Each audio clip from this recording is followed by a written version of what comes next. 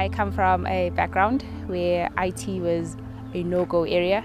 So about a year ago, I met a friend of mine and she told me about this bursary that Belgium campus was offering. I came here and my entire concept just changed. ICT actually is an enabler because if you look at it, ICT is a pillar for any industry globally, not only in South Africa.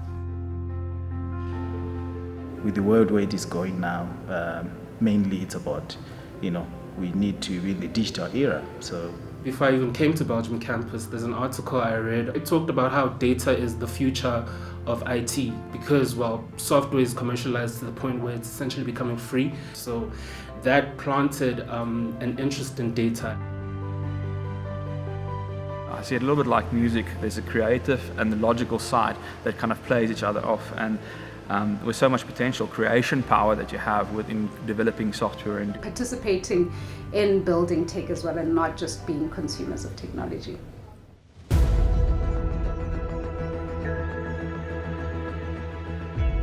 If you look into the future a little bit, if you talk of things like Industry 4.0 and the changes we will have in the industry, IT will play a bigger role in our service and support that we can offer our customers. When you want to identify talent, you sort of identify a place that potentially has that talent. And I think Belgium campus was identified as one of those pools of talent. And every one of them turns out to be a really talented resource. They grow with us, they're self-starters, they're passionate. We find that there's a gap currently between formal education and getting the guys career ready. And if you look at what the world is going to require in terms of skills in the future, it really doesn't make sense that there is such an imbalance where there's a big unemployment rate, but yet organizations require the technical skills. The initial existence of the campus was to get students or graduates employed. We are an inclusive institution that takes care about the people that are less privileged. These also include people that, for example, have certain disabilities, including the deaf, to study towards a diploma or a degree in information technology. So I think these are all things whereby you can see that Belgium campus is heading into the right direction. If we are going to go out and encourage these young people, we need to go to a point where we align ICT and their needs. How can ICT solve this problem? The actual projects you work on, the actual roles you fall into so naturally, you see where it is that your passions lie. Big data is important nowadays. The internet, it has made the world so smaller. So nowadays we say, Belgium campus is the way to go. And you've got the beauty of the Belgium campus being European affiliated to bring that technology to South Africa. Being a Belgium campus has been phenomenal. Till today, I'm not sorry for the choice I made. I'm very happy with the industry I'm in. The passion in itself just got to live itself out because I went for the best option that there is. Very good afternoon, everyone, or good morning or good evening, depending from where you are joining this webinar. And welcome to this webinar on questionable publication practices. My name is Enrico Jacobs, CEO of Belgium Campus, and thank you for being present here today. This webinar is the result of a research group with members from the University of Witwatersrand, Johannesburg, UNISA, Rhodes University, and the Belgium Campus, and this at the interface with the KU Leuven University. I'm quickly going to share my screen so that we can take a look at the program for today. This webinar, which is on questionable publishing practices, sometimes also referred to as predatory publishing practices. Unfortunately, there is not much or not enough awareness about these practices. It is a real problem with a growing impact and reputational damage to all stakeholders, including academic institutions, researchers, publishers, funders, libraries, academic societies, and so on. Also, a number of fraudulent organizations exploited academic publishing and made it a business model. We must be careful not to fall into this trap, but as there is not enough awareness and possibly too much trust in so-called reputable organizations,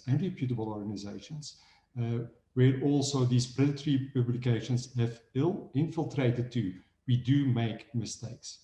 Myself, for example, I got an invitation 5-6 years ago from an organization associating themselves with, or which appear to be, the Oxford Academic Union to attend an international conference, which was followed by an award ceremony. Belgium Campus was recognized for their excellence in education and services to the community. They claimed that they did an extensive review on Belgium Campus and that we did win the European Prize for Excellence in Education. Something that we believe do indeed pride ourselves for. We checked the website, we checked previous award ceremonies, we checked videos online on the conferences, and everything seemed very legit. After registering for the conference, I got some emails regarding the award and if I wanted to pay for the special award, which we could put on display in our offices and use in our marketing material. I attended the conference together with 2 other vice chancellors of other universities in South Africa, also other fellow academics, and a number of representatives of businesses and multinationals. Everything was gold and glitter. And very quickly I realized that I was attending a vanity award ceremony. The name of Oxford University was exploited in fake awards, and that is a sad reality. Today we will be talking on this. We will first talk with Denise Nicholson. She is currently the Scholarly Communication Librarian at the University of Witwatersrand in Johannesburg. She is well recognized internationally and regionally for her advocacy and promotion of access to knowledge, open access and copyright. Denise will be introducing to us the problem of questionable publication practices. Professor Kirsten Kraus, he is a professor at UNISA and also acts as co-promoter of a doctoral dissertation at the KU Leuven University, focusing on scholarly communication, big data, machine learning techniques, and fraud detection. Kirsten will be talking this afternoon on the value of using different journal lists. And then finally, we will be talking with Wijnand van der Walt. Wijnand is the head librarian at the Rhodes University in South Africa. Wijnand also serves on the Seals Trust, Wikimedia South Africa Board, and the Library and Information Association of South Africa's Executive Committee. Wijnand will be talking on digital solutions to check citations and if these are not blacklisted. Thereafter, there will be about 20 minutes time for questions and answers. Please do make use of the chat functionality to type your questions. Please note that this webinar is recorded. The recorded webinar and the presentations will be made available online. We will now be talking with Denise. Denise, the problem is real. There is lots of reputational damage. There are a number of court cases, institutions that are actually losing in their rankings.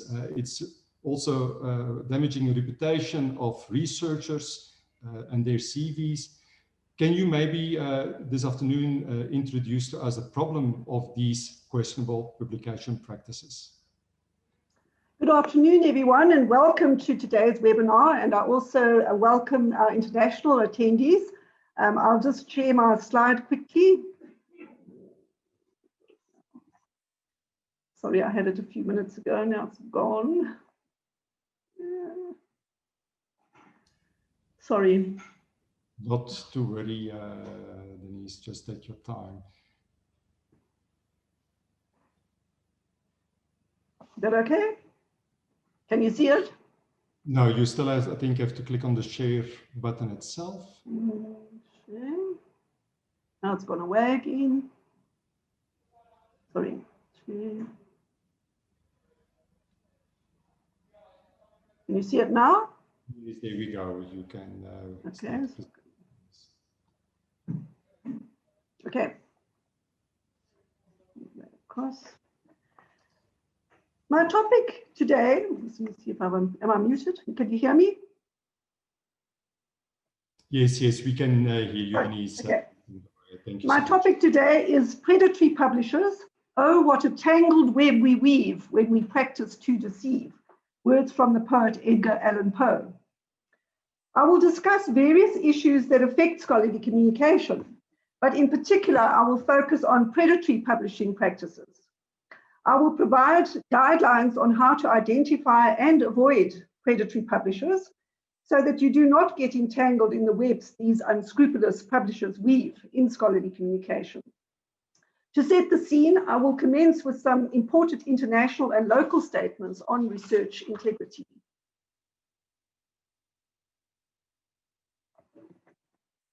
Go forward. On the slide, I've provided links to a number of documents that provide helpful guidelines on research integrity and how to avoid predatory publishers and deceptive practices. My slides will be made available to you after the webinar. These documents are the Singapore Statement on Research Integrity, the Global Research Council Statement of Principles for Research Integrity, the Global Code of Conduct for Research in Resource-Poor Settings, and these are relating to North-South collaborative projects, the Montreal Statement on Research Integrity in Cross-Border or Cross-Boundary Research Collaborations, and in South Africa, the National Research Foundation Statement on Predatory Journals and Deceptive Publishers. To maintain quality, credibility, and integrity in scholarly communication, the following criteria are very important. Rigor, which is the intrinsic scholarly or scientific soundness and intellectual honesty of the underlying research. Impact, the effect for good or ill that, let me turn that off, that a piece of scholarship actually has in the real world. Significance, the article's potential for impact, social influence, collaboration potential, etc. Openness, the availability of the paper for reading, sharing, reuse, and citation. Cogency, the rigor, accuracy, and clarity of the writing. It is best to write in plain language to ensure anyone reading it will understand what you're saying. Too technical language or highfalutin language may put potential users off and they may not read the work at all. Accessibility, the format and comprehensibility of the paper is very important to the general reader, but also to people with disabilities. And citation integrity, which ensures that works that are cited are authored by responsible or reputable authors and published by reputable publishers. By publishing in questionable journals, authors take the risk of publishing or citing false research and data, fake authors, and in the process pollute the vast pool of academic knowledge.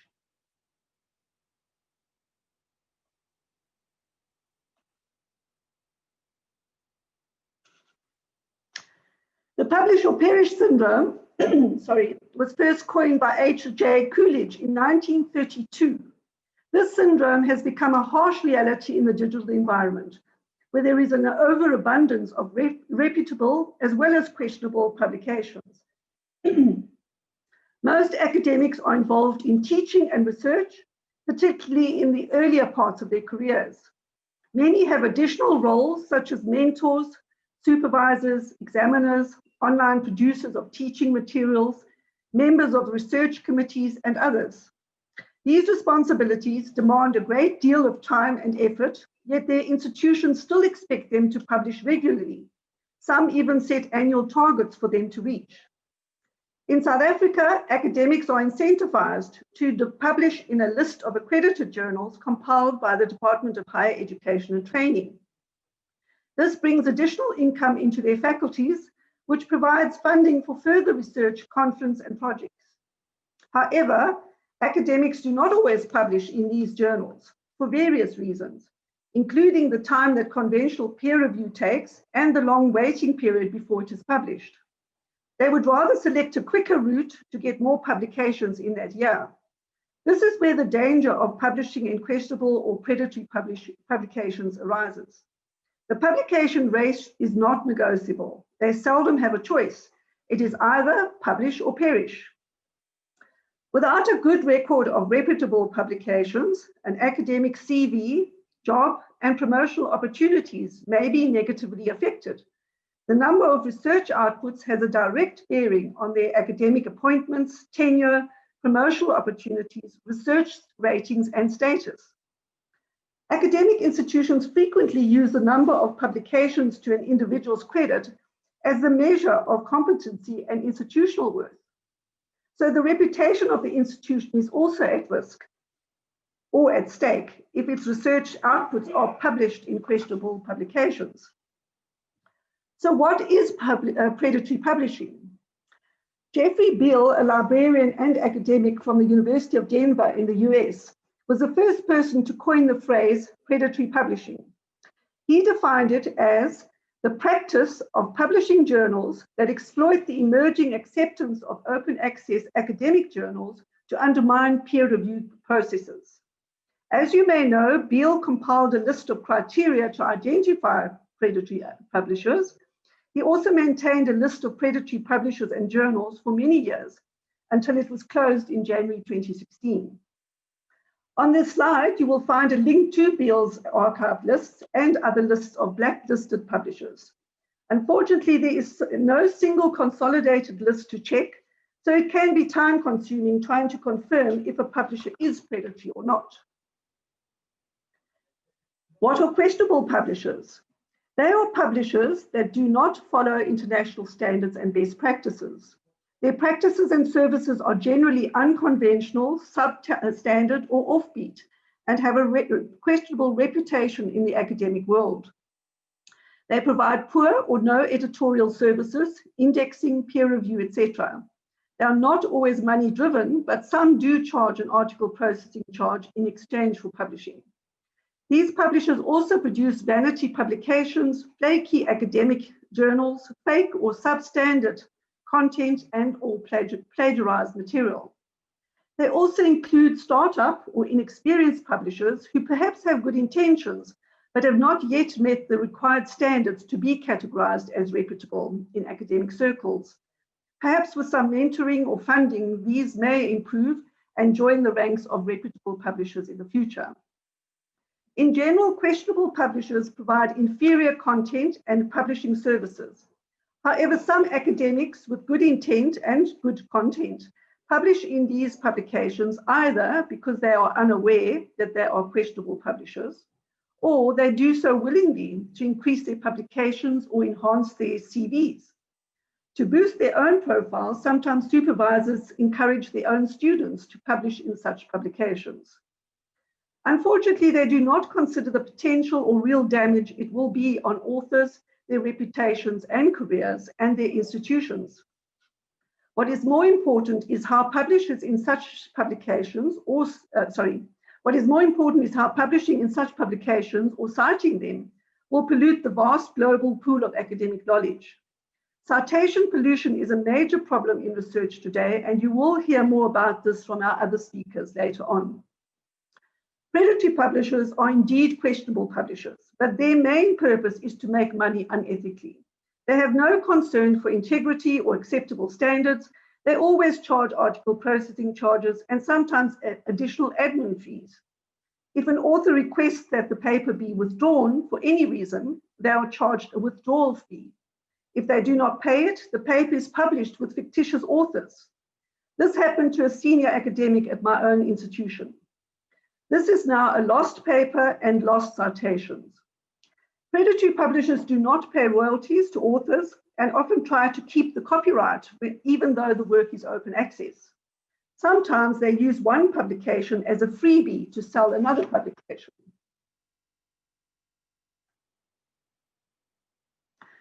Predatory journals are known for their false metrics. They claim they are indexed in Google Scholar, This is not an index, it's a search engine.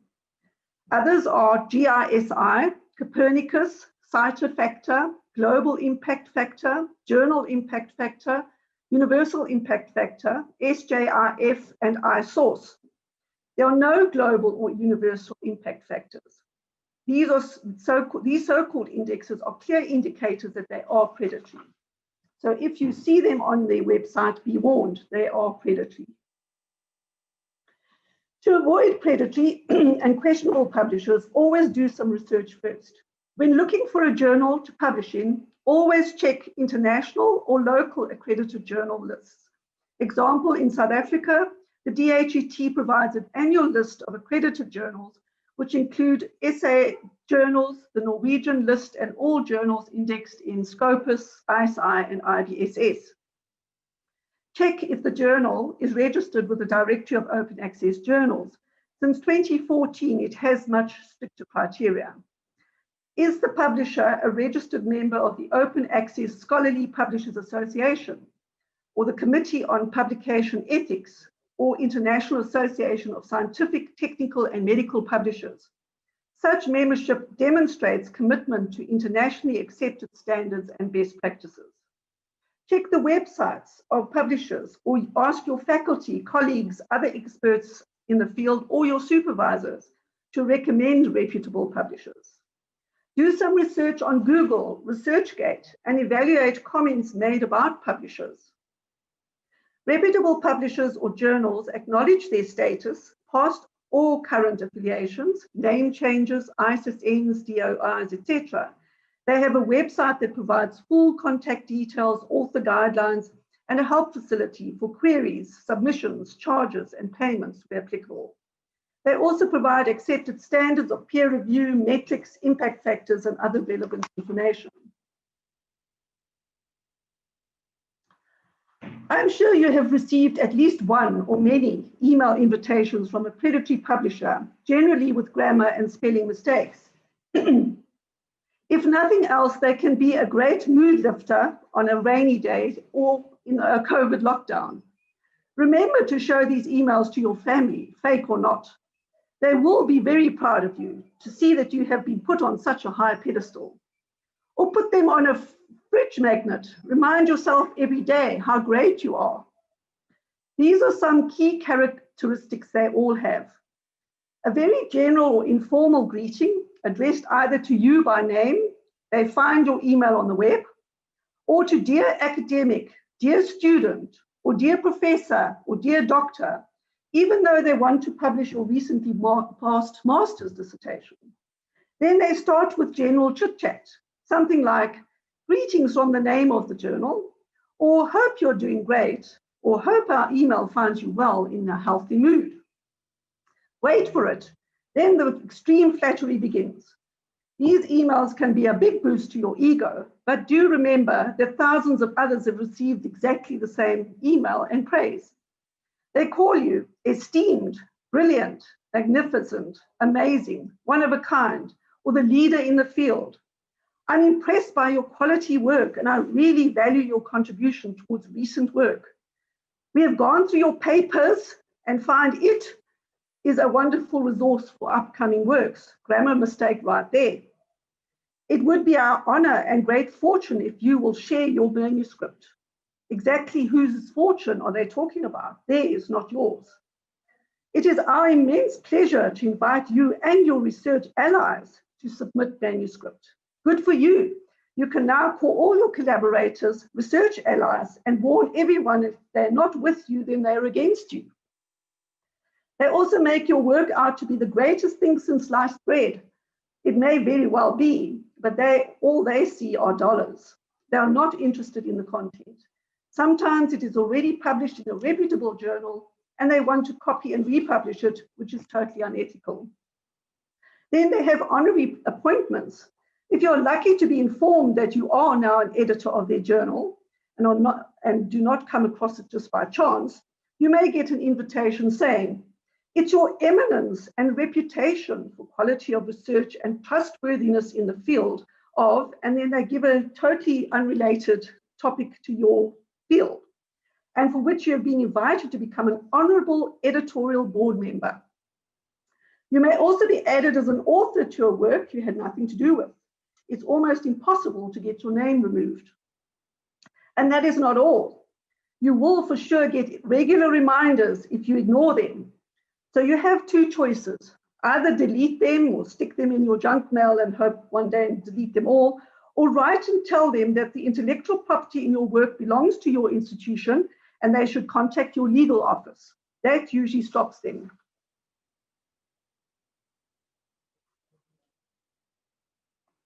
Here is a cautionary checklist to assist you before you publish. Always be suspicious if you get an invitation from a publisher asking to publish your work. Reputable publishers don't send out invitations. They receive so many manuscripts daily that they have to reject a lot. They only invite experts in their fields to write specific papers or reviews for specific purposes. Predatory or questionable publishers usually email and use lots of flattery, or they tell you how wonderful they are. I once received such an invitation and it had 16 spelling mistakes in the first introductory paragraph. Imagine what their editorial peer review services are like. Review the journal's scope. Is it too broad? Does it publish on almost any topic? Most predatory journals don't have an ISSN or DOI, but some have fake or stolen numbers. Is there a website? Are there any contact details? Very often these are missing, vague, or misleading. They will state they are in the US, but when you search, you find they are based in Asia or elsewhere. Sometimes the address given is a vacant plot in a US town.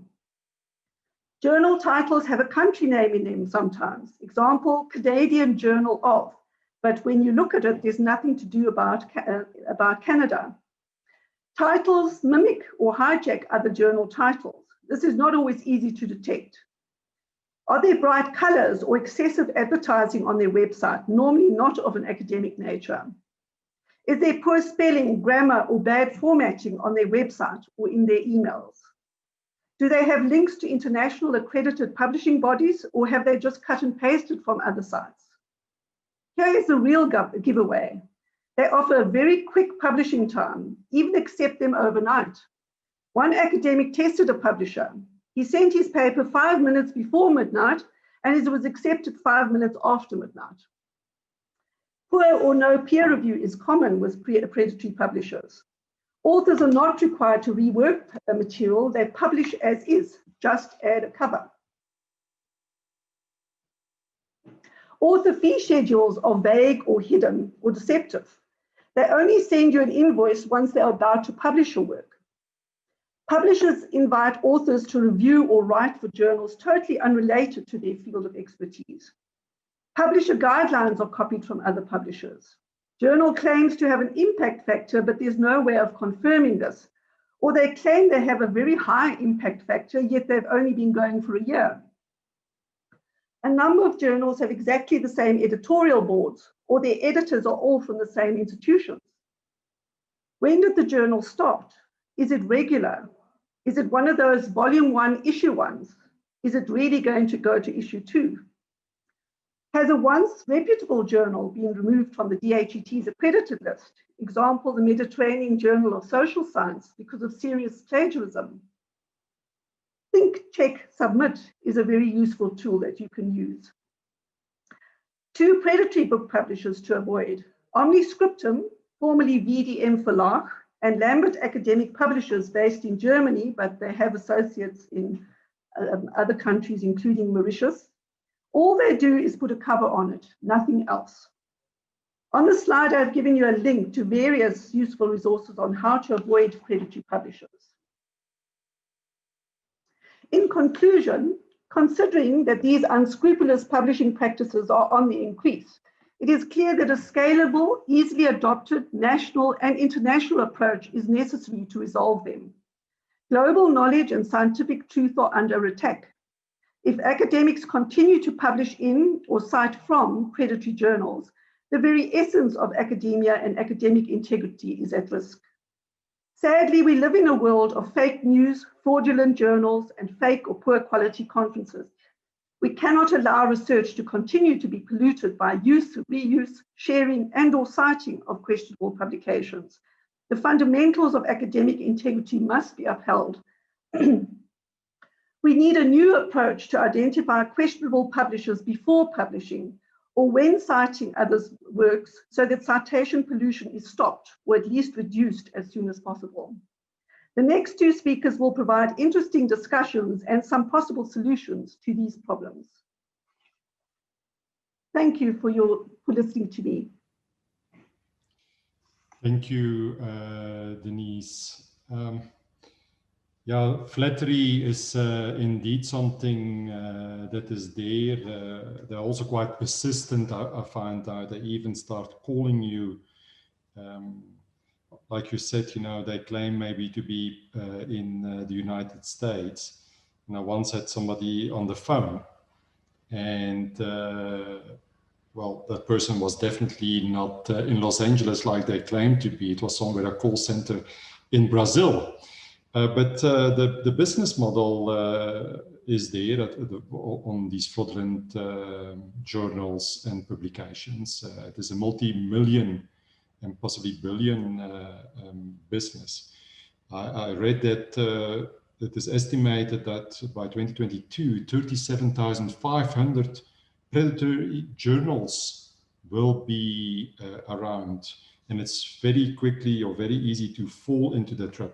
I think the biggest problem is that, you know, we are maybe citing some of these articles and that some of the citations might also end up in the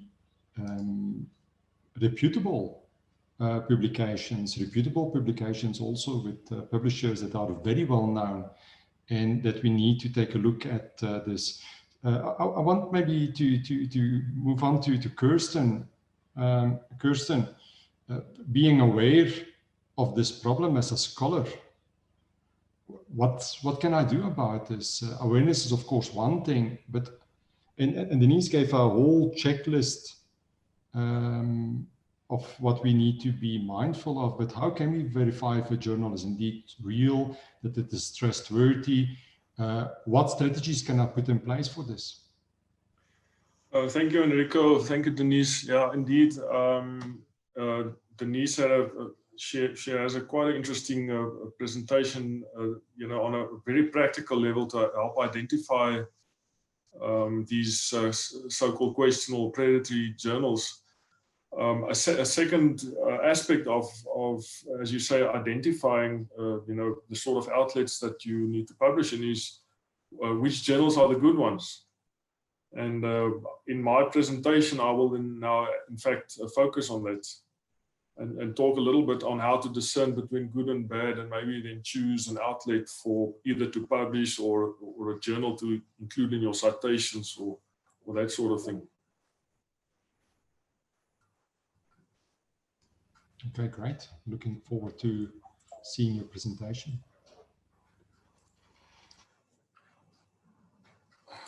Can you see my screen?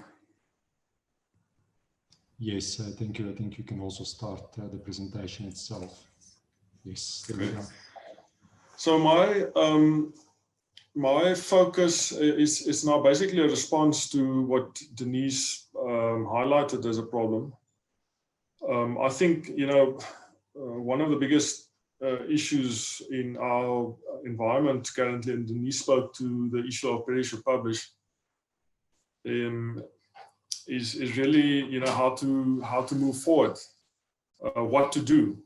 The most important thing is if one understands a problem, it sets a basis for being able to understand what sort of solutions might be possible. So problem understanding is really key. Now, what I will focus on is the possibility of using journal lists to avoid these publication practices. Now, if you go and read the literature about predatory journals, and as Denise also said, you know, some people will say it's not really predatory, it's simply low quality.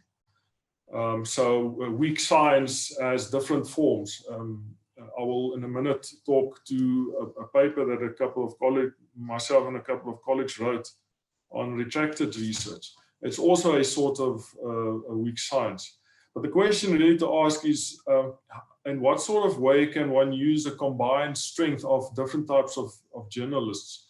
Now, the most prominent one is, in fact, that Denise mentioned is a Department of Higher Education list, and then I think the Beals list. Denise, I think you mentioned that as well. But then also a very important thing is, when I get the data, when I get an understanding of these perspectives of these different lists, what is the next thing to do? How can I interpret the findings?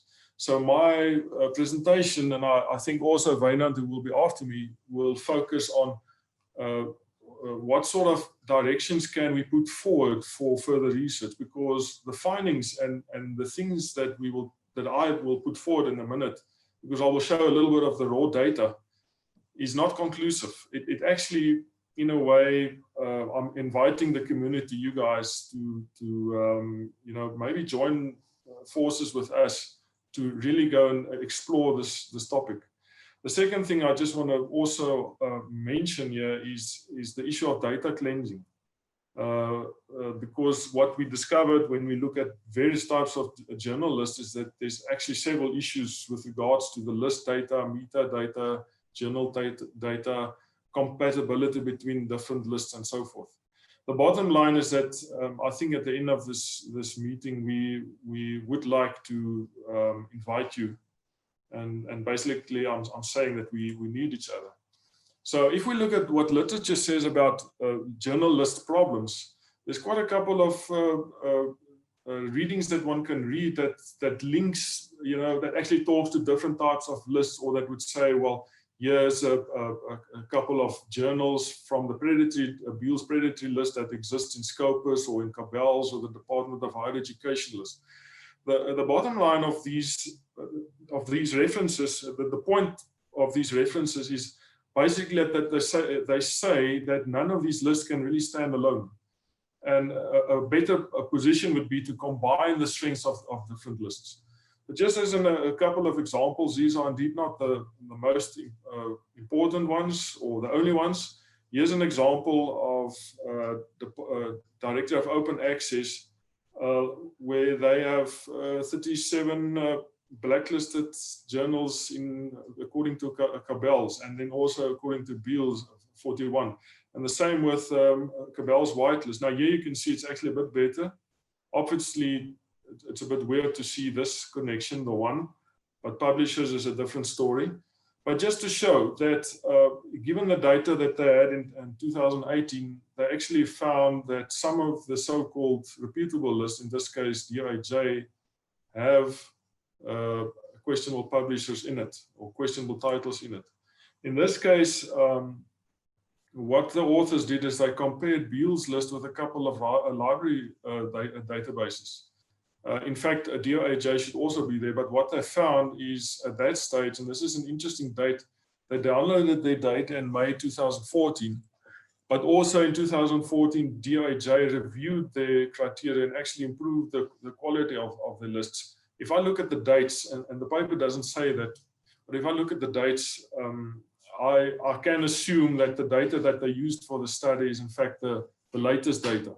But even so, if you use the Beals list, which Denise said ended, I think, in the beginning of 2017, there's 2.25% of the publishers were so-called predatory publishers, and there's also problems with ProQuest.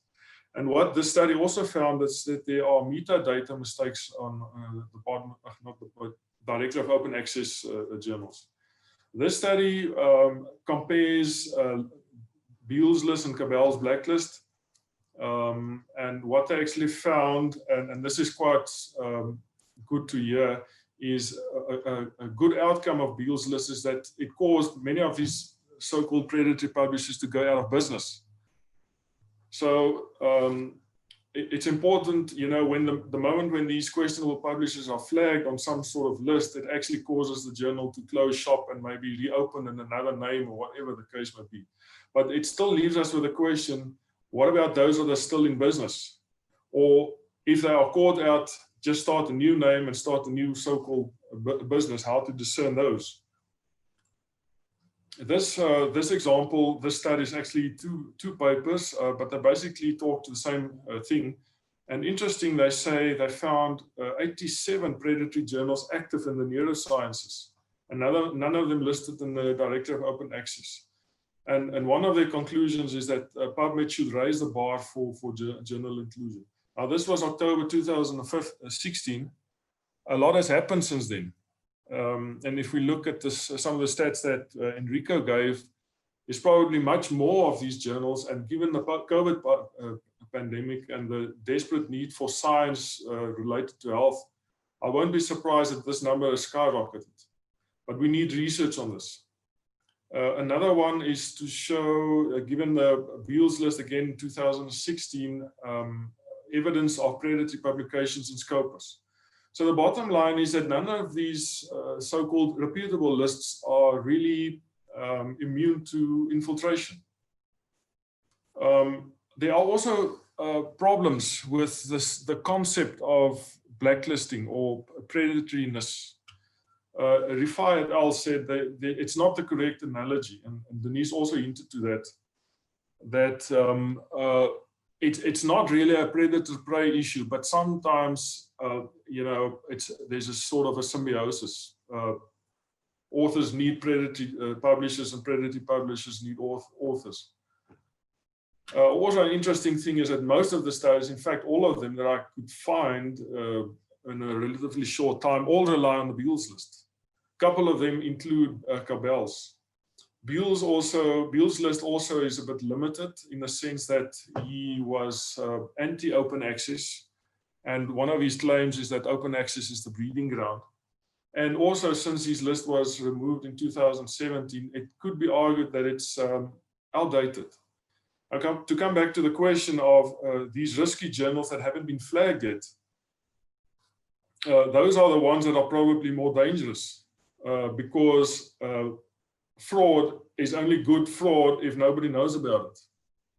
So it's something to think about. If one looks at Cabell's, if we read about it, it seems to be quite a good list. They have well over 10,000 titles at this stage, but again, it's not helpful for emerging economies where many of the predatory activities come from. So there's also positions against the idea of blacklisting. So some of the authors would say it's politically motivated. It can be seen as biased or subjective.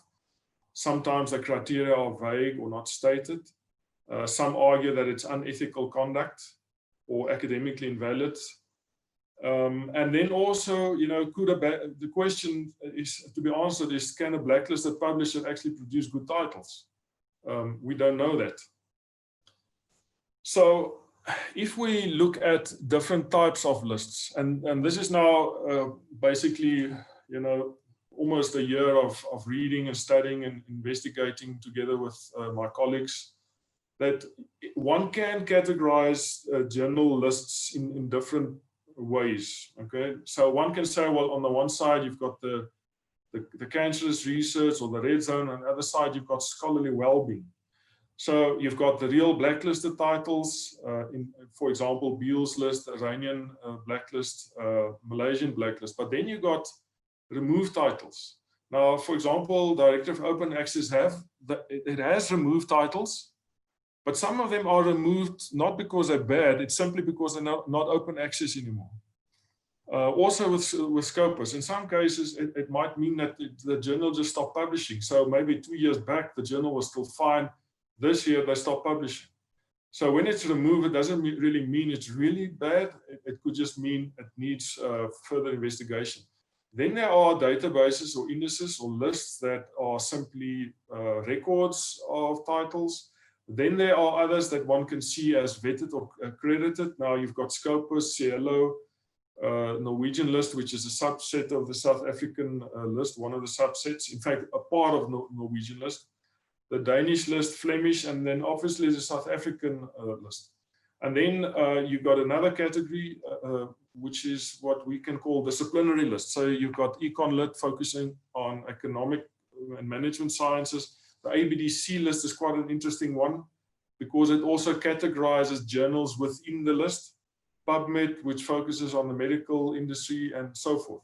And then a very interesting one is example, and there's not many of these, is the Sprott Business School, where they actually have multiple rated and ranked vetted lists.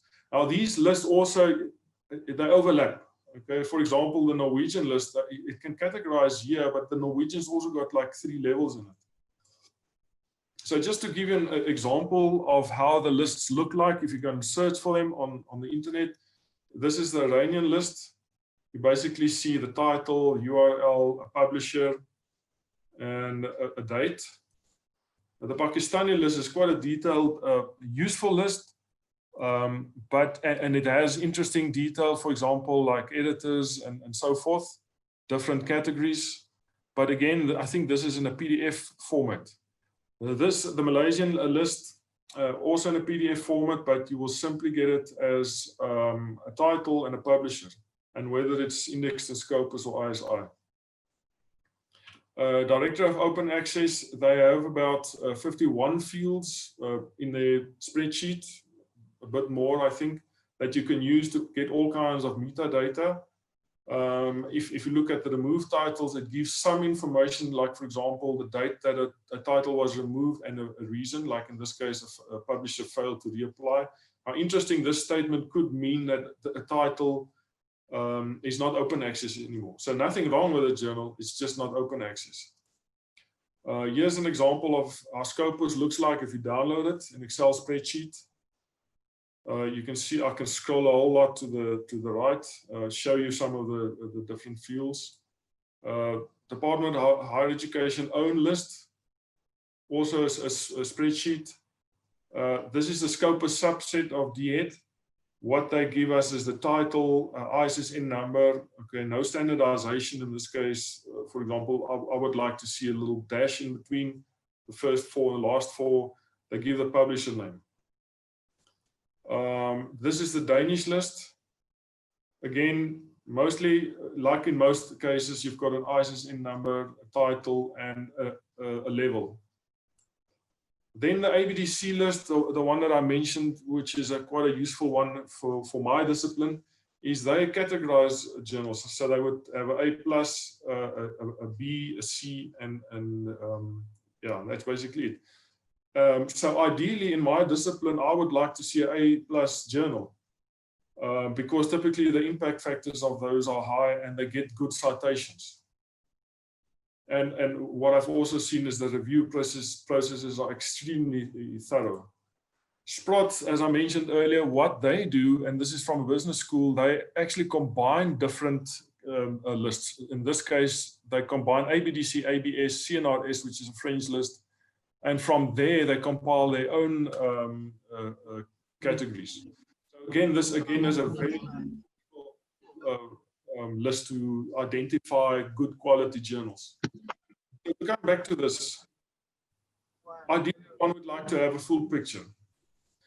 So in order to test this concept, what we did is we selected a couple of journals as representative of the 400 that we have found and close to 40 that we've already extracted and cleaned in a spreadsheet. And we did some interesting tests. We also have a couple of assumptions.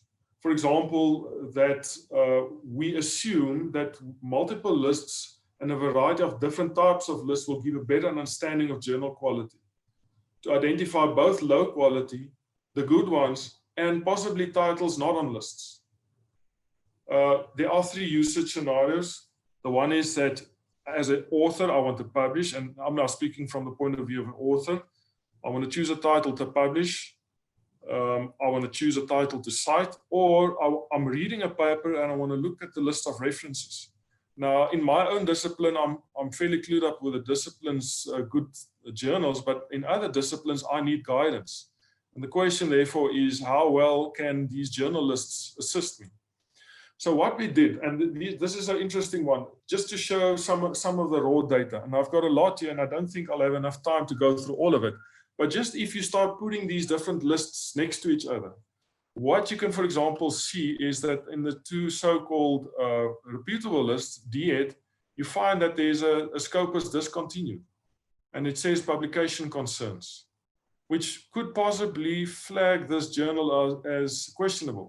And if I look at, for example, why is it not in 2020? Because we have the last year and this year's list. It could be that Scopus discontinued, flagged it, and therefore it was removed. If we look at this example, you've got the Norwegian list, you've got the Danish list for 2 years in PubMed, and then you've got a Scopus discontinued, possibly flagging problems in other lists. In this case, again, a discontinued title flagging a possible issue in PubMed. Here again, and again, one must look at, one needs actually intricate knowledge of the journal lists. Like, for example, in the Norwegian list, only level 2 is included in the South African list. So now we find the Scopus discontinued flagged this title. And if I need to know an author published in 2019, could that paper in this title possibly be questionable? And if it's flagged, what to do with this? And keeping in mind that there are problems with the data. Here's a couple of other examples. In this case, a Director of Open Access deleted titles feature with Scopus discontinued for this journal title. I won't try and pronounce it. But basically, it tells us that this title was cancelled, if I can see from the limited information they give me. But still other reputable lists continue to record this. So is it a problem with the data? What do we do with this? A couple of others, the Director of Open Access, Scopus discontinued, connected to this title. Here's an interesting one where the Iranian blacklist flag a title, possibly a problem title in other reputable lists. Department of Higher Education at the top there. And in fact, for different subsets of Department of Higher Education. I'm conscious of time, so I'm going to just jump through a couple. This is also an interesting one. Here it says DOAJ deleted, but also it's listed on DOAJ. And given the dates, one needs to possibly sit and think how we should interpret this. Now, if one, I'm going to jump through trying to identify questionable titles, but I also want to look at what we can learn from journalists and reputable journals. In this case, if I look at some of the top journals in my field, I find that MIS Quarterly appears on almost all of the lists. And the same with Information Systems Journal. Here's another one, Electronic Journal of Information Systems. It gets flagged with a Director of Open Access deleted titles, but here I see that it failed to reapply. And on further investigation, I realized that they moved from open access to closed access. Also, if I look at some of the good medical journals, I also see them feature quite a lot in many of these lists. So these were a couple of assumptions that we tested. What we did now is we tested our assumptions with retracted COVID papers. And we actually found a couple of interesting trends. So I'm going to take you to a study that we did. Just quick background on the study. Let me just quickly show you. And this paper will be published in hopefully in the next week or two. Some of my co-authors are here. You'll see Wynand, for example. It talks to citation pollution and retracted COVID research. And what is useful to learn from this is if we look at retracted papers and we try and find out that whether the retracted research could have possibly been flagged before the time, we see that in fact these titles appear in many of these journalists. If we go a level further, for example, to see which lit review papers cited these retracted papers, we find in this case, now these papers are not retracted at all. We find all of them also appear on the good lists. But an interesting thing here is to see how they pick up citations. So one of the takeaways that one can take from here is that this good papers listed on several good lists will pick up citations. And if there are mistakes, like in the case of retracted research, the impact is quite high. So this is just a little bit of background on our study. Interesting also I found was this morning, yesterday, and it talks to what Denise said. There's researchers complain about the pay to publish culture, but they still don't want to stop it. So interesting thing in nature. So questions. What did we learn? Predatory publishers have made their way into several of these approved journal lists, and these are the ones that we know of. The second thing is that to use these lists is an extremely tedious and manual process. So you find them in Excel spreadsheets, you find them in PDF files, in some cases only on websites, maybe with a very linear search functionality. The other problems is that there's absolutely no standardization of data or compatibility between these lists. In the case of citation databases, we have a little bit more information, but in most cases, we only have journal titles, ISSN, and maybe a publisher. Lots of inaccuracies, and D@OWN, in fact, the one list with most inaccuracies. Also, if we look at comparing these different lists, it looks like the DOAJ sorted out most of the issues, but DOAJ deleted actually helped us to pick out issues in other lists. Scopus discontinuum seemed to have a little bit more compared to DOAJ deleted, but still good. Several of the other vetted, so-called vetted and disciplinary lists have questionable titles, and most notably is Norwegian and PubMed.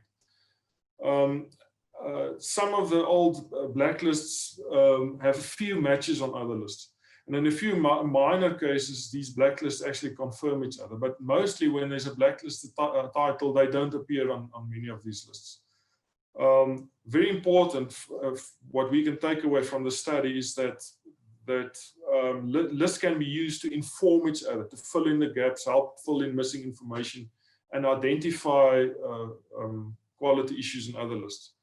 So what we really need is a cleansing exercise, and it's at different levels. The one is looking at data quality, and I know Wynand will talk a little bit on that. For example, standardization, harmonization of data and accuracy, but also agreement on quality and quality within disciplines.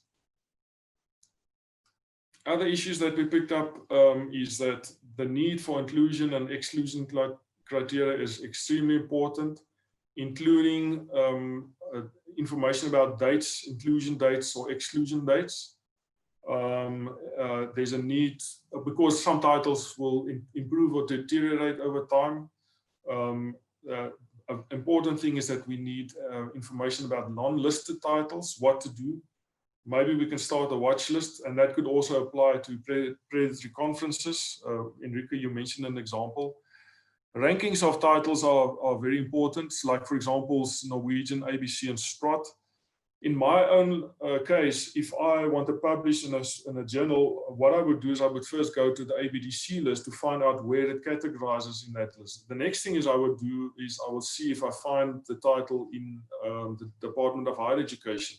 And then I will start consulting either the blacklist or the removed titles. So but I know my discipline, I will focus on those three areas. A very important takeaway is that when a title appears on several lists, and I said it before, there's a very good chance that it's good quality, but also potential exclusion for non-English language titles and emerging titles. And what we also noted, and there's a tendency, is that some titles tend to move away from open access. This again needs research. It could be a stigma coupled to the idea that predatory journals operate in the open access environment. Closed access journals could possibly align closer to capitalists, thinking that when I pay more for things, it's worth more. And could it be that the service is better? I don't know. Just an interesting one, and I'm almost done. There's a journal, for obvious reasons, I won't mention the name. This journal appears on no list, but one of my colleagues actually said, one of the authors of this, the paper that I mentioned earlier said, whatever you submit to them, they publish, no proper review, just pay the money. Okay, there are issues with list data and metadata, but I think for the sake of time, I will skip that. I will skip this as well, and I will hand over to you, Enrico. Thank you, Kirsten, for a very also informative and interesting presentation. Sure, it's quite something taking a look at all these different lists by different countries. Some do list them as valid publications, others as questionable publications. I also saw, for example, Marty van Niekerk that says, maybe sometimes these lists are only updated a year later. It is difficult to find your way because there is clearly a need for standardization. And maybe we need to take a look at it also with everyone who is actually here today, how we can help with that. But there are a number that are not vetted. So what do you do with these not vetted ones and not? They are somewhere in the middle. But what worries me most is what you were actually showing there on the COVID-19 as an example, where you've got that infiltration into possible reputable journals that are retracting it. But in the meantime, it has a very high impact, and others keep it on, and me maybe or others as good and clean researchers are basing our own research on this.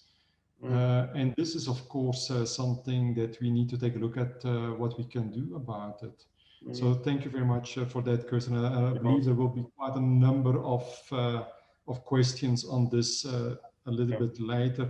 I would like to go to Wijnand. Wijnand, we listened just now to Kirsten. It's quite tedious to go through all these different lists. I understand there are a number of digital services available for scholars in guiding how and where to publish in the quality journals. But in finding out which are questionable seems to be a need in the market. There's a need for automation of checking and flagging questionable journals. What can you tell us about this? Thank you, Enrico, for the question. I think, first of all, there's two levels that we have to focus on. The first level is the quality within the scholarly environment needs to always be maintained and be assessed continually, and one should never release or abscond that responsibility. The due diligence on the academic side must continue irrespective of any tool that is made available. I think it's important to know that information technology is an enabler and not a solution. And I hear a lot of people, and I also mentioned in my presentation that we talk about solutions, but it's actually an intervention and always a technological solution or platform that can assist. But it's still the human behind this that's got to make decisions and that has the choice to do so. So the scholarly integrity is still the main concern that we have to focus on. Yes, indeed. I think scholarly, I mean, if we don't do that, what is then going to happen, right? If we just see this as an incentive for publishing. But I look forward to your presentation on this. Thank you so much. And I think you can see my screen, am I right? Yes, it's correct. Yes, thank you. Good. Well, thank you and good afternoon, everyone. I'm going to look at some digital interventions to challenge questionable publication practices. And also for time's sake, I'm also going to, because I see there's a lot of overlap between my presentation, what Kirsten said and what Denise said, and I won't stay too long on those pages, but I just need to explain or declare that this presentation stems from work undertaken in three different capacities, and that's got to do with my position currently at Rhodes University. I also serve on a Fidelio advisory board member specifically for quality control and validation, and you'll hear more about Fidelio going forward. And also as a doctoral candidate at KU, and Kirsten mentioned this, that we're looking at scholarly communications, big data, and using supervised and unsupervised machine learning techniques towards fraud detection and enhancing quality. So all of it comes, there's no conflict of interest. They actually fit in extremely well and they complement each other extremely well. Another disclaimer that none of the lists that I'm going to show you today they're not comprehensive, and that's not the intention. It's just to provide examples. Just to contextualize, and I think Reinhard, yes, I want to say you muted yourself there, but I think you're unmuted again. Sorry, do I have to restart, or where did it happen? You can continue, thank you. Great. All right. The challenging questionable publication processes stems from two areas, and I've mentioned this in the prelude. The first factor is that we must recognize these challenges within the scholarly ecosystem, and specifically with the academic publishing system.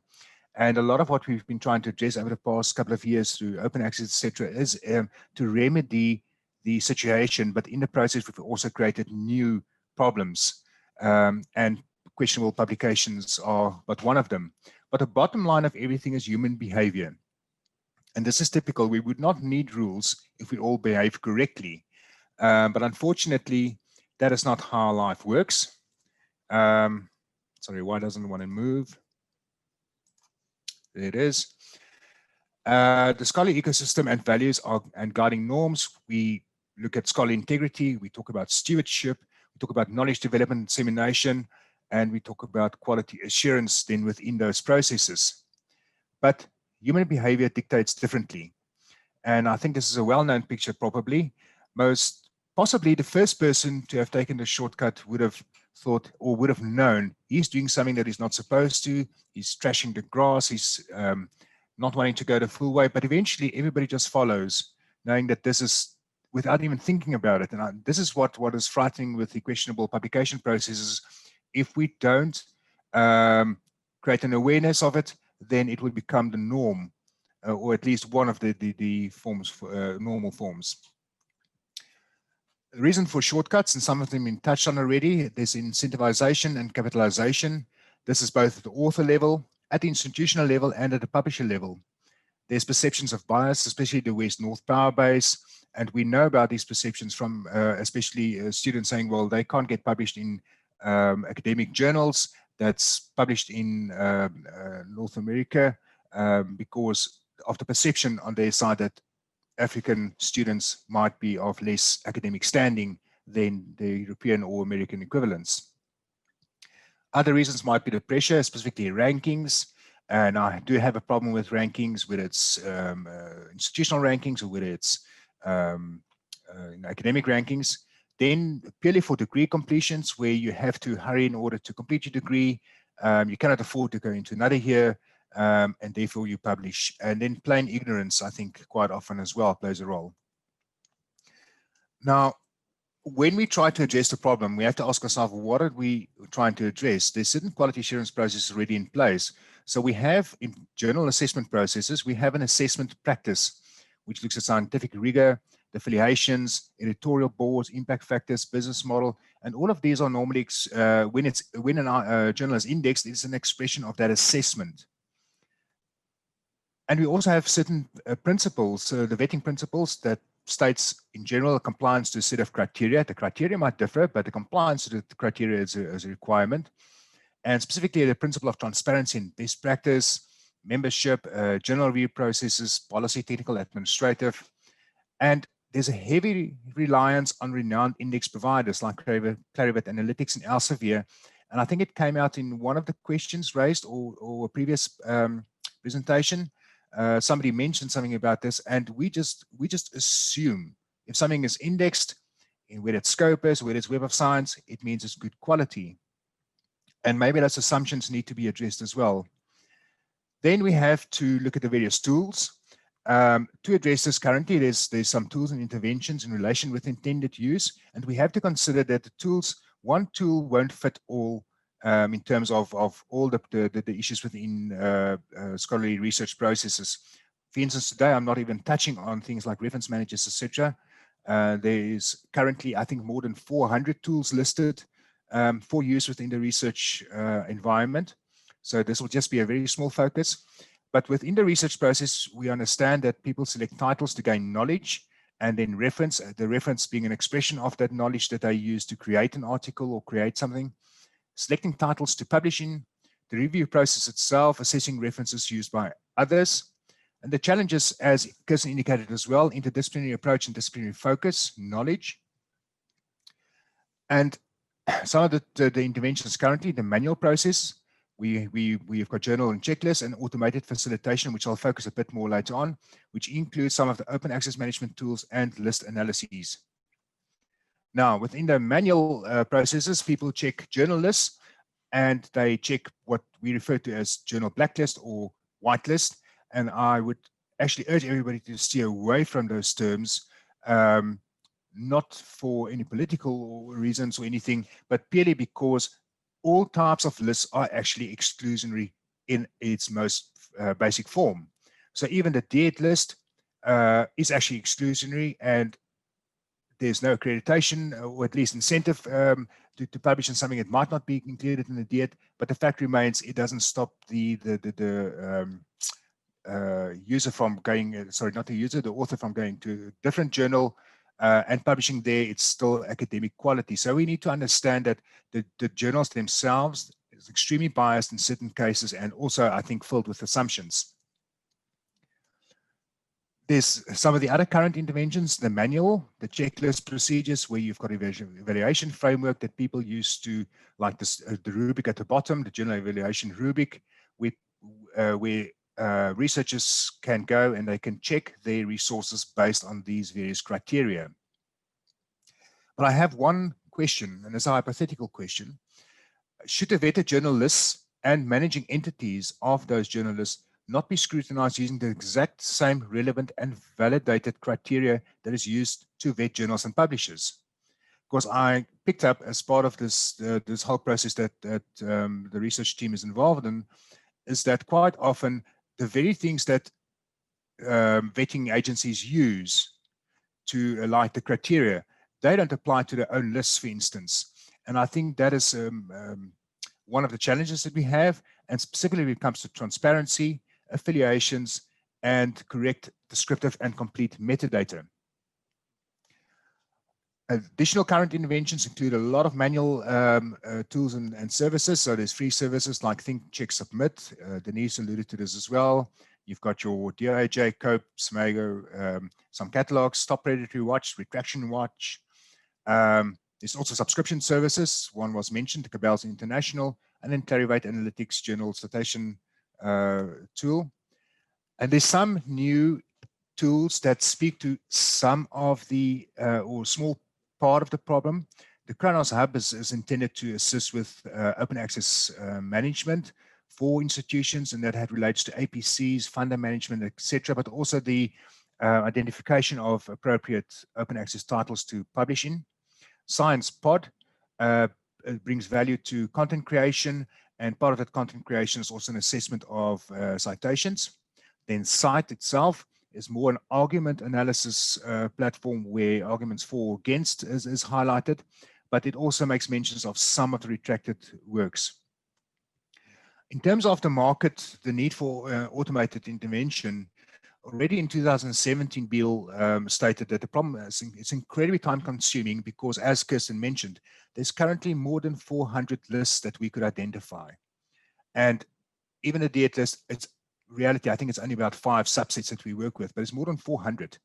And it's time consuming, and there's a manual process of going through and checking against these lists. Lanfera in 2017 said, well, not just for publication purposes, but also for CV checking. They need a similar approach because they need to check CVs for applicants for appointments and also for tenure purposes. Crotty in 2019 stated the need for automation of checking and flagging questionable journals, and Hinchcliffe and Clark need for a digital service that will scan the list of references of an uploaded manuscript. And this is just Crotty, what he specifically said, flag any that are to journals which are on the blacklist and raise questions about the reference with the authors. I would pay a fee for every manuscript script I run through this tool. Hinchcliffe and Clark, keep citations to articles in fraudulent journals from polluting the scholarly record. This is unfortunately, I think, already unstoppable, but we can at least curb the problem. Kirsten mentioned a study that we looked in, and we talk about first generation and second generation and third generation pollution, in as much as you find those very similar in terms of genealogical studies.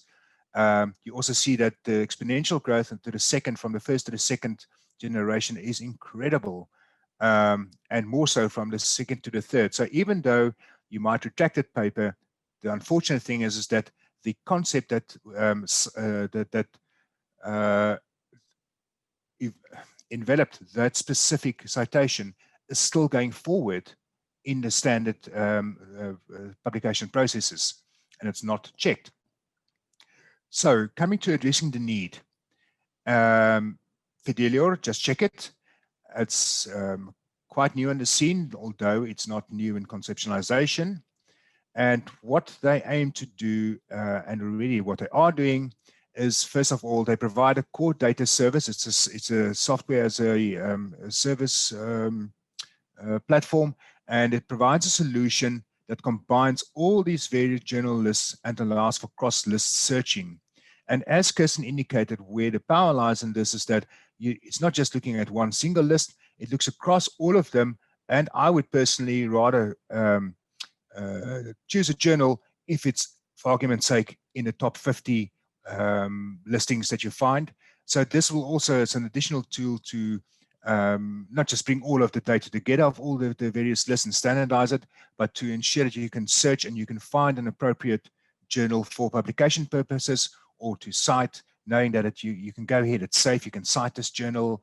Then the core data service as well, the way it works. Sorry, I'm just going one back.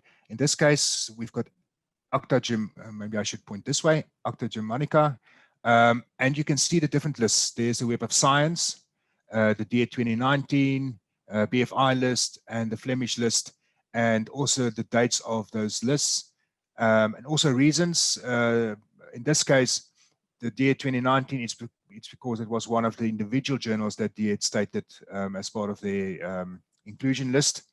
URLs, the sorry, the publisher, and in this case, it's a green list. Green means that you are more safe. Using a similar example, but looking at one that's orange, International Journal of Clinical Pediatrics, where it was removed from the DIJ. The list date that we could find was June 2020. It was previously included in June 2017, and it was removed for suspected editorial misconduct by the publisher. Therefore, it's flagged as orange. The way the system works in terms of the response to the market is you would take an article, any form of manuscript, whether it's an article, a thesis, a CV, etc., and you can submit it to the application. You have an option to indicate where in the article the references start, or within a CV, where do the list of publications start, and it provides a report. The interpretation of this report is intended to mitigate the risk of citing potentially questionable publications and therefore increasing the trust in your research. The orange list is just a warning to say it might be questionable. Just be aware and follow due diligence. Go and find a reason why this journal title is being listed as orange. And as Kirsten indicated, it might be for very valid reasons, but it might also be for the fact that it's actually a predatory publisher. Green list, very low risk. This will include a vetted and accredited and approved lists. This is just the summary of within the Fidelio report, where what I've done is I've taken an article, I've uploaded to the system, and the report was emailed to me within 3 minutes. And this is the summary to say that there were a number of matches for each of those lists. So we would have 40 references that were matched to the DA 2020 list, 39 to 2019, 17 Norwegian, etc. This is what the report looks like, where you have a specific reference. So the scanning process within the system will pick up the titles. The algorithm will identify those titles. And in this case, you'll see, for instance, this is citation, South African Journal of Science. There it is, reference number 19.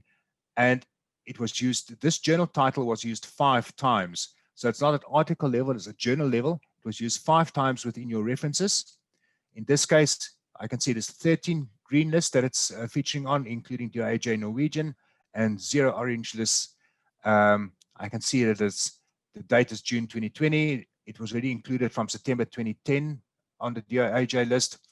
The print online, the link I send where it's available, and you can click on the link to go through to the publisher's website.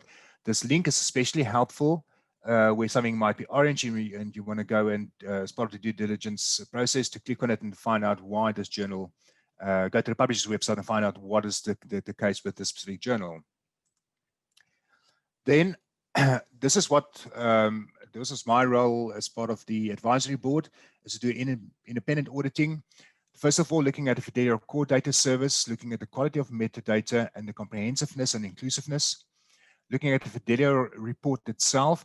And you'll be surprised that one of the things that I picked up is that quite often the report will pick up human errors, specifically in references. And it just points again to, for me, just a strong case for getting somebody to check your references. Use your librarians to assist you in this specifically, because it's not that straightforward always, and especially for young and upcoming researchers, they tend to use citation tools, but even within our citation tools, there's no real check for validity of that citation or completeness, and therefore human error will always stay a factor within these reports.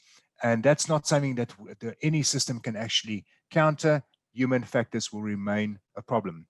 Then I also had to look at the algorithm accuracy and then interpretation for due diligence purposes. This is what an audit report looked like as part of my audit of the reports that came out of the system. So the end user would have, the user of the system would be provided with the report. And this is an audit report of that report to indicate the accuracy. So in this case, the total references in article, we had 60 instances, of which 35 were journals, 25 were books, reports, patents, etc. So we expected unique journal titles, 35. We matched 33. So that's a 94% rate, 100% correct matching. But you will see, for instance, there were no non-matches that we needed to investigate, and non-matches would refer to something that was wrong with the algorithm or the system itself. Title non-matches will match using partial match, but in this case, it was a human error, not a machine error. And also, there's a lot of journals being cited or referenced that aren't on any lists. So the system currently only looks at those that are on the list, and you'll find that, yes, it's identified the reference as a journal, but it can't match it to anything. So it's correctly identified as a no match. The total false positives is an indication of picking up valid portions or concepts within the references, but that they aren't necessarily journals. So they would have something, like I picked up one today, this person's surname, the author's surname is Moyo. You also find a journal title called Moyo. So those are the total, the false positives that came out. So we don't consider them because they are completely unavoidable. It's a valid interpretation of the text on the system's side. Now, also consider that currently this is post-publication that we've done these tests. The pre-publication should allow you an option to possibly remove any false positives before you are supplied with the final report. So Fidelio's accuracy in this case was absolutely 100% on this article. So what it actually means is that nobody will have to wade through hundreds of lists to see if something is within one of the lists or where they can publish. They can use the system to pick up immediately journal titles, which they can use within their fields, and also before you put your before you, very much like plagiarism software, before you make it accessible to your for end users, you first run it, and you can then go and do your due diligence and check whether all your citations are actually valid, whether they're correct, and whether you've cited materials that actually of good quality and not questionable. Fidelio is not publicly accessible yet. We're currently in the validation phase with trial partners. And for the road staff that's on this webinar, Roads will also be one of the trial partners. But in the meantime, we do extend an invitation while we're not publicly accessible yet.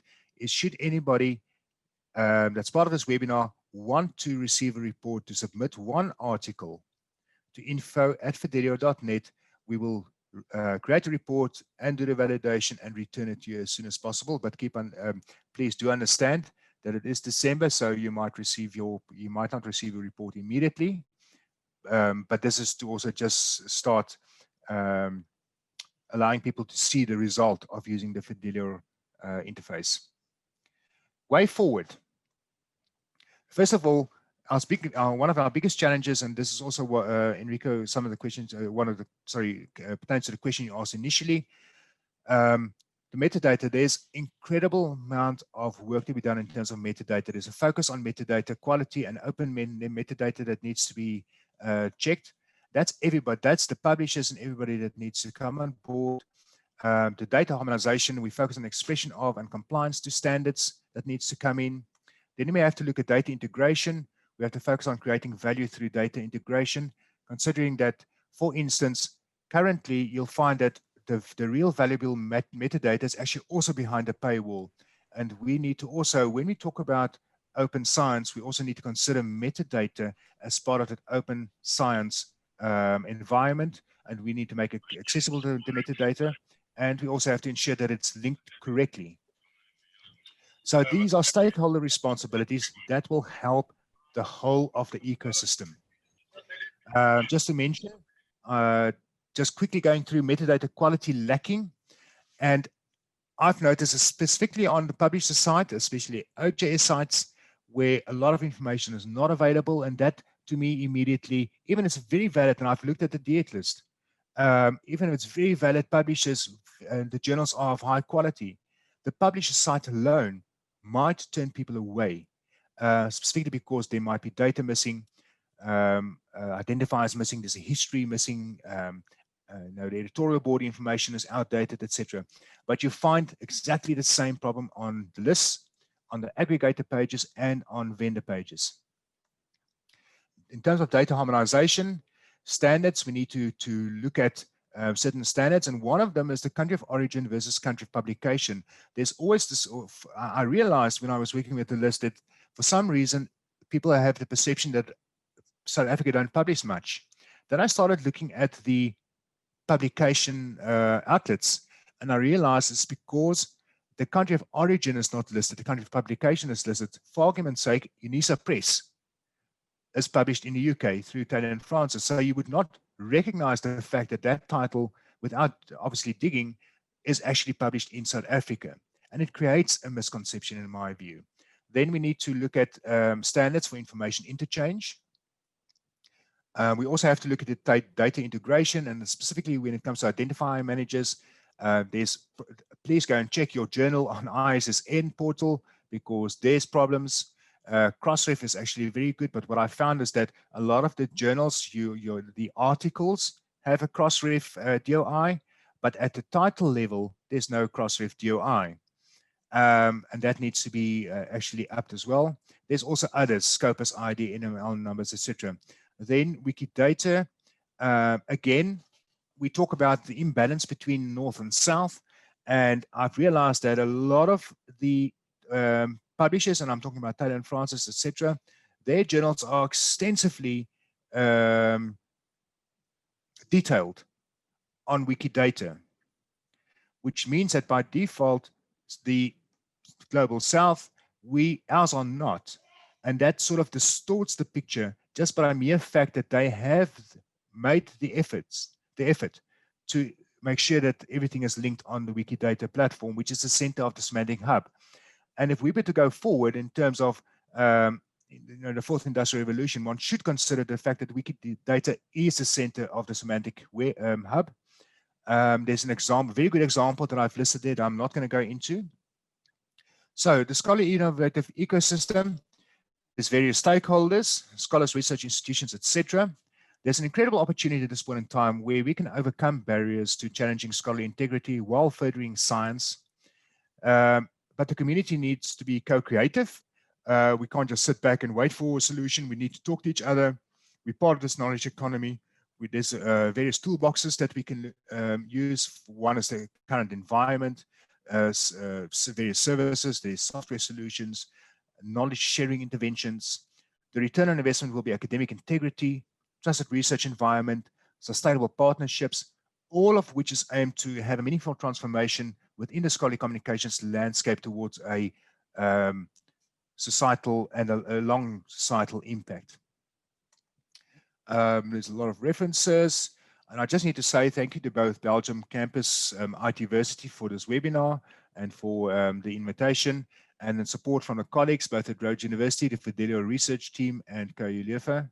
And then just as the last slide across all three presentations, please let us know what you think and suggest going forward. Have those discussions with us.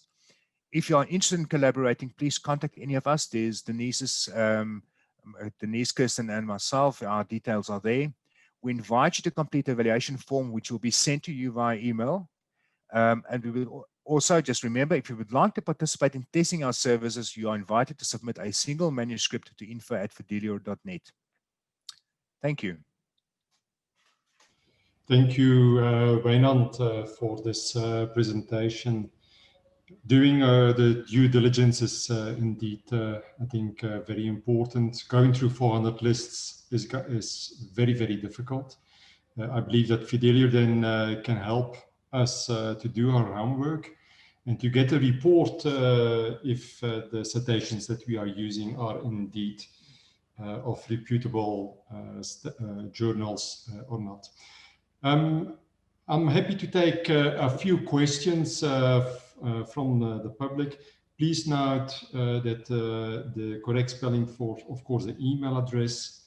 I think on the previous slide there was a slight spelling mistake over there, but you see it info@fidelio.net. If you would like to send one of your manuscripts to have it already checked and see what is going on. I think also you can stop sharing your presentation. Oh, yes, I will do. For that. Maybe quickly as a first question to Denise, what, in your opinion, and we have seen it because to find your way is very difficult. It will happen, willingly or not, that one will cite maybe predatory citation, or that maybe will have published because of peer pressure, because of other reasons in such a journal. What would you suggest that one would have to do? And how do we deal also then, because it will be on our CV, and I see that I can put a CV through Fidelio that will actually orange flag if something like that happens. So what should we do on this? What I would suggest is that you do not hide it, that you do include it in your CV. One reason I'm saying that is I was giving a talk one day, and one of the authors said that a student in the audience said that he went for an interview and he gave them a CV, but he left out the predatory journals. There were 2 books that he had published by Lambert Academic Publishers, who really just put a cover on it. And the interviewer said to him, "Why have you left out your 2 books on your CV?" And he sort of got embarrassed and he said, "Well, they're not so good." He said, "Well, I found them. I did a search about you before you came to the interview and I found them." So I always suggest that if you do have any of those, you have your list of publications and then you have other publications and you list the other under these so that you're not hiding it, but you're showing that they're not part of the mainstream ones. Then there are some, and many social scientists have published in the journal, the Mediterranean Journal of Social Science. It was a very good journal for many years. But one year it was cut off the list because the DHET list and others, because it was found to be have a lot of plagiarism. So since then, I forget the year, but since then that has been basically a questionable publishing, a journal. But many people have published in it. So they always say, well, what do I do about that? So on your CV, I would suggest that you put it under your main publications, and in brackets, you state that this was on the DHET list, accredited list, as at the date of publication. So that when people look at it, they can see that it was a genuine, reputable journal at the time. So those are the things that I would suggest, but I don't suggest that you hide it, because people can find you on the web. Yes. So also I see a question from the public. Thank you, Denise. So let's not hide it, but awareness, we spoke many times already about awareness, and I'm not sure who would like to take this question. But how awareness is still a big problem. We see that also from a question from the public. How do we bring this knowledge to our academics, but also to our institutions, not to fall into the trap of that pressure, because also of building CV, trying to get tenure. So I'm not sure, Kirsten, do you want to answer that one maybe? I saw that question, and if I listen to the sort of things that Wynand talk about, and my experience in especially building the data set, it's really a case of answering a question that people don't know they have. So you actually really hit the nail on the head. And therefore I think we actually need a community that's will start pushing forward. There are in a previous presentation there are different ways to do this. You have I call it the quantitative way, where you've got lists and things must fit into the lists. But my experience is that people can still cook lists. People can become fraudulent. But if there's a push for a better attitude around this, sort of a new value system, and it's a slide that I mentioned. There's a need for editors, especially gatekeepers, to really start protecting the quality of science. So the question is, how do you get a tree to grow? You start with a seed, and if the community can stand together and say, well, we embrace quality research because it's about integrity, it's also about survival. Yeah. But I don't think that's an easy answer. Can I just also add that I think a lot has to do with basic education about the practical issues on the ground. Much of what I spoke about in my presentation, just to put a plug in for myself, I'm retiring from this month, and I will be starting a small consultancy where I'll be doing a lot of these type of webinars to try and improve education across the higher education sector. So again, if you're interested in hearing more about this, or your colleagues wanting, or your institutions wanting webinars on this, certainly please contact me, because they will be offered next year. Thanks. Thank you, Denise, for this. Yes, I think it's indeed training, raising awareness. Also, I think from the executive at the different institutions, also from the librarians, I think, to the institution is a very important thing to do. I see Marty van Niekerk also shared a survey that everyone we invite to fill out, to take a look at combating academic predatory journals and conferences. Maybe also to you, Wynand, because often, especially in South Africa, we are maybe just using the DHT list. Having now this Fidelio available, not sure when it will also be launched and made available to the public. But what benefits are there for research institutions using these technological solutions to support research processes? Thank you for the question. I think it's important to note that, as I said in my presentation, various tools are used for various aspects of the research process. And what Fidelio does is to cut down the time spent on wading through lists to ensure that you are using good quality journals is cut down considerably. And in fact, maybe I can just give you the analogy that I've in order for a person, and I don't think I'm underskilled in this regard, to do the same what the system can do in 2 minutes, it took me more than 3 hours. And this was on a very limited number of references. So the cutting down in terms of the time and also alleviating some of the human error that's possible, what might creep in as part of this process, and also increasing the accuracy because these lists are not accurate, and the part of Fidelio core service is to normalize the data and increase the accuracy levels of your results retrieved. Yes. Okay. Very quickly, Wijnand, maybe, so currently, so we can send something to info@fidelio.net. When this is going to be available, is there also further development? Can we expect more from Fidelio in the future? I think yes.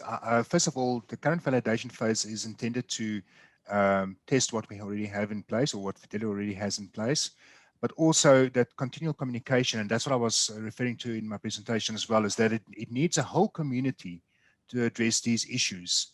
And we need to talk to each other, and might not be necessarily a solution that's limited to Fidelio, but we also need to integrate going forward, and we need to ensure that all aspects are addressed, and how can we work together.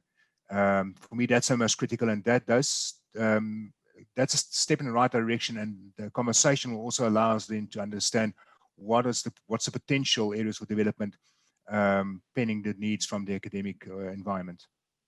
Okay, great. So everyone is welcome then to give comments once this is online, and actually then we can find out what other requirements are there. Thank you everyone also for the comments I see in the chat box. We went a little bit over time. I would like to ask for some concluding remarks. Denise, I'd like to start with you. If you have any concluding remarks on this webinar and what we have learned today. All right. Not really, not much to add, except to thank everyone for the participation and to please get involved and contact us so that we can work together and sort this problem out for the future. Thanks very much. Bye-bye. Thank you. Kirsten? I can just quickly add that I personally am keen to work with people on the DET list to possibly, improve, not only the list, but also the way the list is interpreted. So if there's anyone interested in working on that, please contact me. We can definitely, use other lists to see if we can improve, either the data or the interpretation of the list or whatever is necessary. But thank you for hosting this. And Wijnand, any final remarks from your side? Yes. I think, well, I'm going to reiterate what I said earlier on, is that we need a community. Fidelio needs a community, and the community needs the Fidelio to work for them.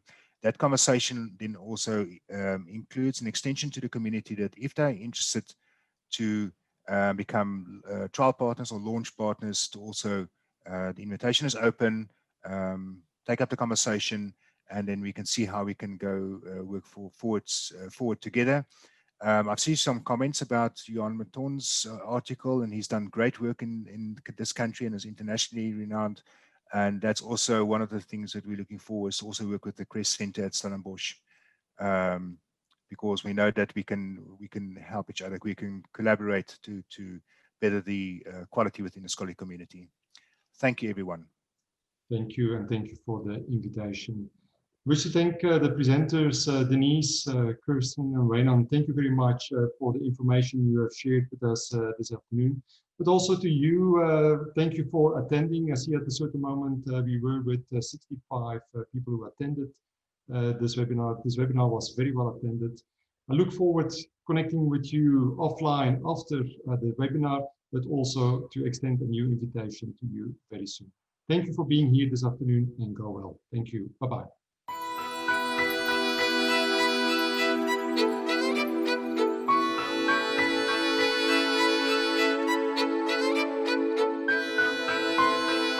I'm Geert Bourgeois. I'm the Minister President of Flanders.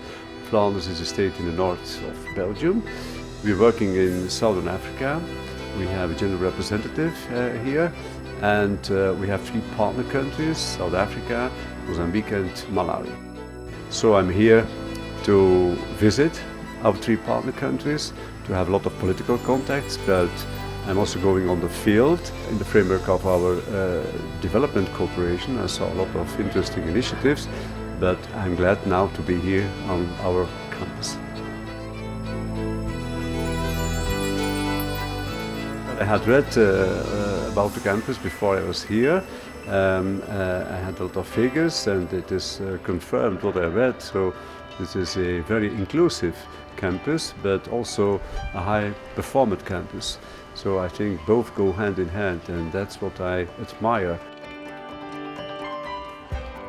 This is a small campus in comparison with big universities, but 8% of the graduates in IT are coming from this campus. 100% of the young graduates have a job in a very short time, and about 60% of the students were previously disadvantaged. So it's a very inclusive, very performant campus. I'm very proud to be here. I'm proud of the founders, Mr. Rumbold's, Mr. Jacobs, who are 2 Flemish compatriots, and they are expanding. They have a lot of plans. What is special is the cooperation with the industry. I admire what students are developing here, kind of software useful for innovations in the industry. It's amazing.